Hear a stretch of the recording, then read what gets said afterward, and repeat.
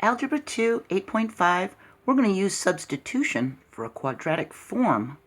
If you haven't seen the previous 9 videos and you get lost or confused, you can just click on this video's description to figure out what you've missed and then come back to this one. Sometimes we'll have an equation that isn't in quadratic form. Its first term may not be a second-degree term like ax squared.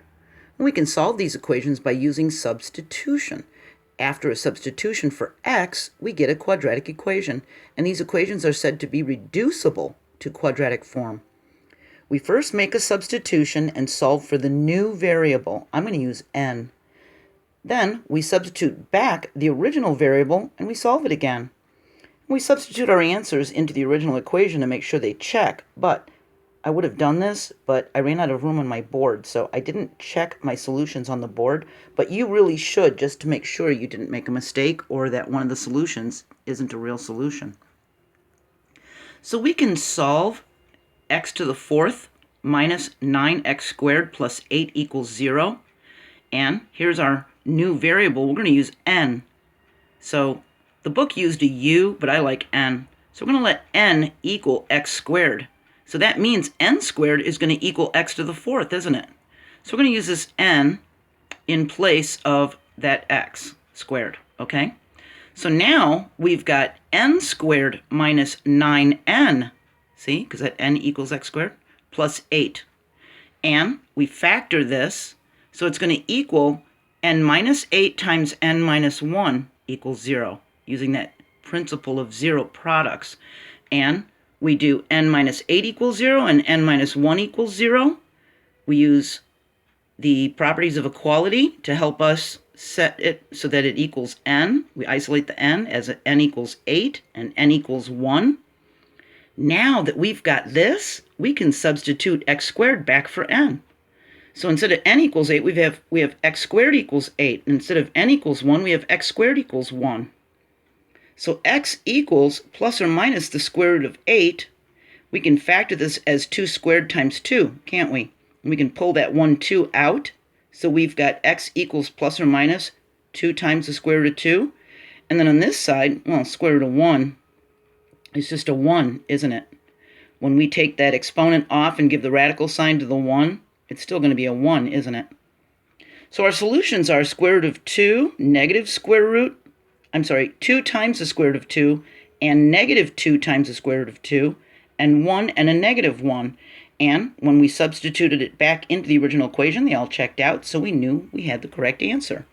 So what we did was we used n to equal x squared. That brought the whole thing down into a quadratic equation, didn't it? Then when we were finished, we just put the x squared back in place for n. See?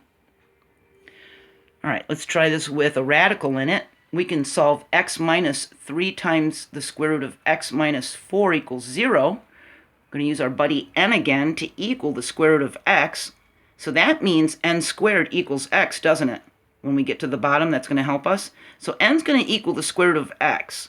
So we're going to put n in.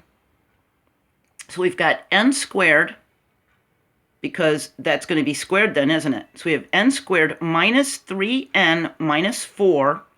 We're going to factor this, and we get n minus 4 times n plus 1 equals 0, using the principle of zero products.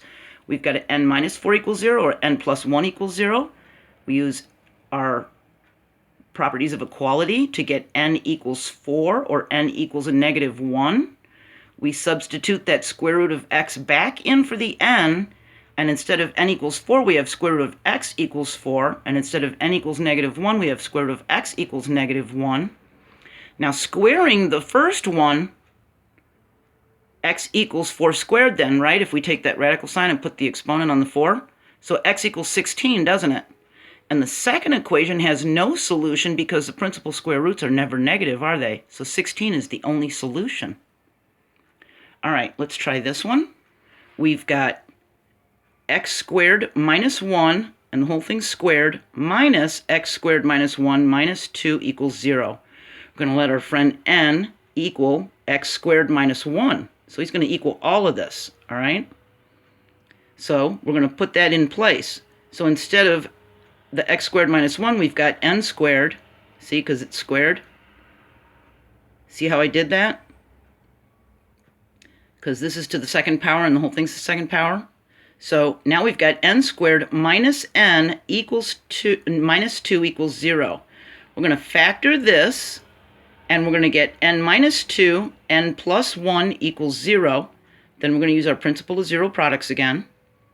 We're going to get n minus 2 equals 0, or n plus 1 equals 0. We're going to use our properties of equality to get n equals 2, or n equals a negative 1. Now we're going to substitute that x squared minus 1 back in for the n. So instead of n equals 2, we've got x squared minus 1 equals 2. We can use our properties of equality again to isolate this x squared as x squared equals 3. And on this side, instead of n equals negative 1, we put the x squared minus 1 in place of the n. And using the properties of equality, we get x squared equals 0. So that means x equals plus or minus the square root of 3, because we took the exponent off and gave the radical to the 3, or x equals 0. It would have been square root of 0, but that's still 0, right? So the solutions are square root of 3, negative square root of 3, and 0, and they check out, okay? So we're just using our buddy n to take the place, right? And then we're putting our original ones back in. All right, now we've got this rational exponent. We've got 2t to the 2/5 power minus t to the 1/5 power minus 2 equals 0. So we're going to let n equal t to the 1/5 right here. See? So we're going to have n squared minus n. See how that helped us by making it to the 1/5 power? Because then when it was squared, it became that 2/5. See? So we have n squared minus n minus 2 equals 0. We're going to factor that. And we're going to get n minus 2 times n plus 1 equals 0. We're going to use that principle of zero products again. And we got n minus 2 equals 0 and n plus 1 equals 0. We use our properties of equality and get n equals 2, n equals negative 1. Now we're going to substitute back t to the 1/5 power for the n. So instead of n equals 2, we've got t to the 1/5 power equals 2. And instead of n equals negative 1, we've got t to the 1/5 power equals negative 1. Now what do? Easy. We're going to use the principle of powers and raise everything to the 5th power. So this t to the 1/5 power raised to the 5th power is just going to be a t, because it's going to be t to the 5/5, right? So it's going to be t to the 1st power. And 2 to the 5th power is 2 times 2 times 2 times 2 times 2, which is 32. This one is going to end up becoming t equals a negative 1. When it's raised to an odd power, it's going to stay negative, so it's still a negative 1. And we can substitute these answers into the equation to check them.